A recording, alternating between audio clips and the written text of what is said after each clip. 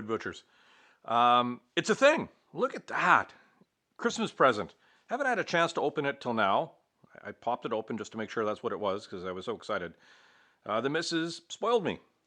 So apparently DeWalt makes their own separator. I saw this on Amazon.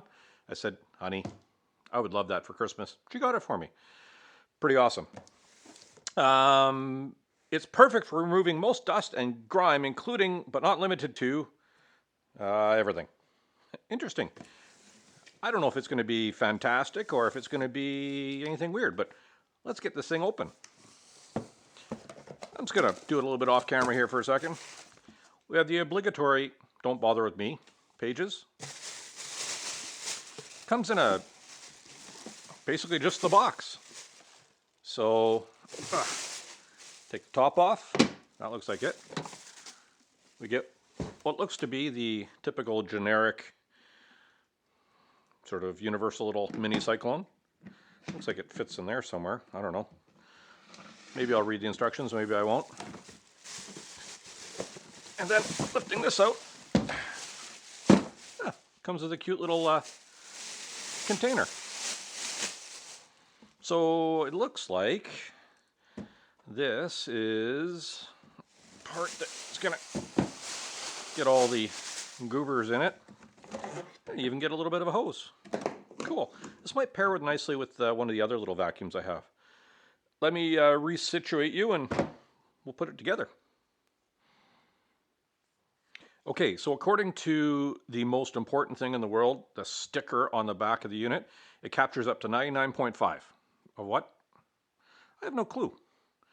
But it's 99.5 of something. I honestly think that it's better to have these types of things to separate the bigger chips instead of having to empty out your bags or go through the bags as quickly or have the filters clog up. So let's move you up here a little bit. Let's go for a little ride. Ooh, that's exciting, isn't it? Whee!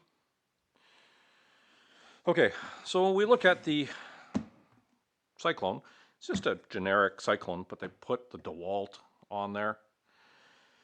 The only thing that kind of gives me pause is the fact that this is just clipped on at the edge. I don't know if there's a seal or anything in there. Not sure. I'm not going to tear it apart because I know I'll break something and then it's kind of screwed anyways. Now, you can mount it. It has little positive stops. You can mount it this way or the other way. Comes with 6 screws. I'm not going to make you watch me put screws in. I'm going to screw this in and then we'll put the feet on. We'll give it a test.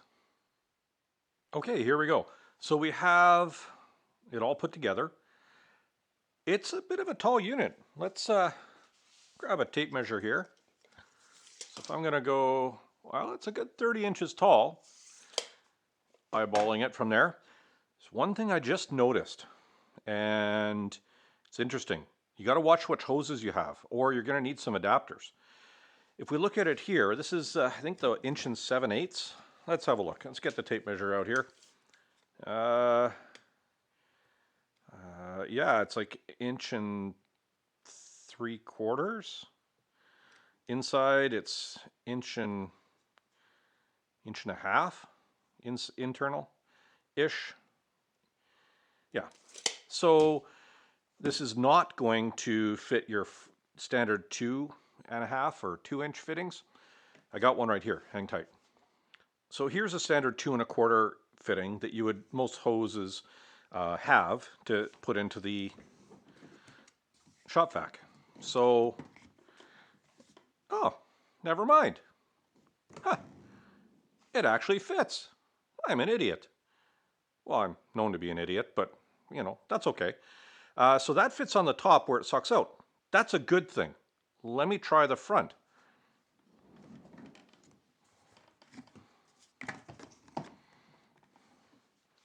Okay, so I'm an idiot. That's okay, I'm used to that. So it does fit with the standard fittings, although it's going to be a bit turbulent going into this part because I guess that internal fitting is sitting fairly far away. If we look at the difference here. Sorry about the hairy arms. So there's a bit of a Bit of a gap, but not horrible. Not horrible. I'm okay with that. That fits that way. Let's try this way. Oh, then that fits on the inside. That seems like it's a better fitting, but if you got the bigger ones, you're set. Wow, okay. I'm starting to panic there. It does come with the smaller fitting for it.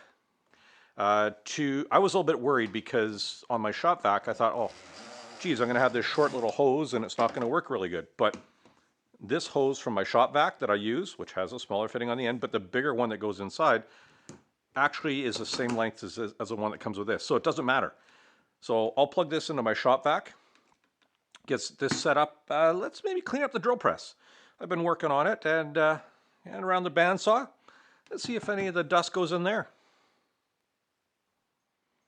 Okay, the shop dog just came in. He wants to have a look at the unit. He doesn't like vacuums much, so let's get this going.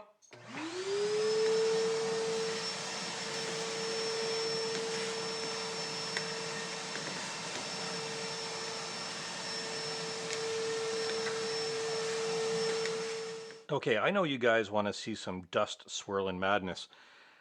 Unfortunately, I cleaned up the shop. The only thing I could do is go into my big dust bin from my big cyclone, and that's behind 3 tools and takes me about 10 minutes to get to, so it's not going to happen. I did find the previous cyclone I was using, and I also got the bucket for the CNC, which I emptied just before Christmas. All right, let's get this going, and you're going to see some stuff swirling in there, and then we'll see what's inside of that little container. Everybody ready?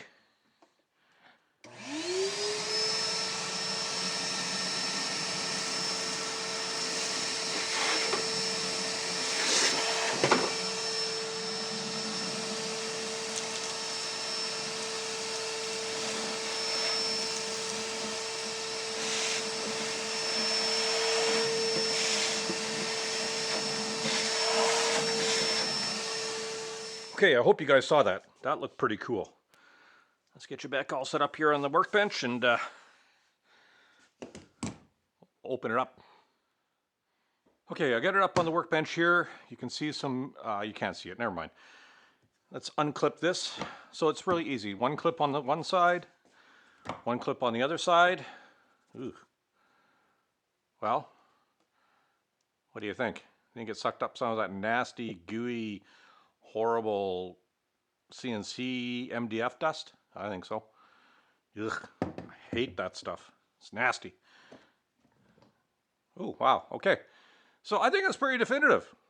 It works at least to some extent, enough to get the big goobers out, and I'm pretty sure some of the fine stuff, so this is going to be pretty cool. Let me get it in place and I'll show you how it's all set up for the drill press and this other area. Okay, so this is going to be my drill press setup. I have this little smaller DeWalt vac. I know, I have a problem, black and yellow. I get it. But this nestles in right next to it.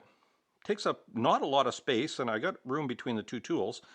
And it's going to be feeding the top of this when I'm doing drilling. So I'm building up a powered up-down for the drill press table, but I'm going to make a whole nice drill press table.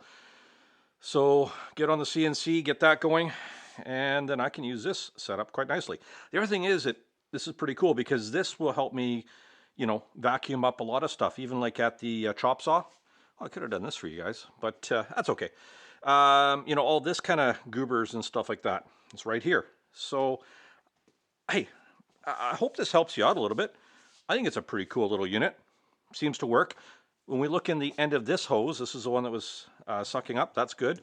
If we look in the end of this hose up here, not a whole lot of stuff. So I'm reasonably impressed that I think this, you know, this does better than probably one of those cheap Chinese knockoffs, and it's all one unit, and it's got some nice colors to it, and I love it.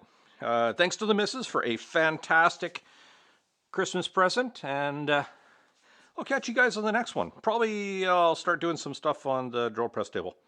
Have a good one, everybody. Go out in the shop, make a mess, get some cool stuff, clean it up.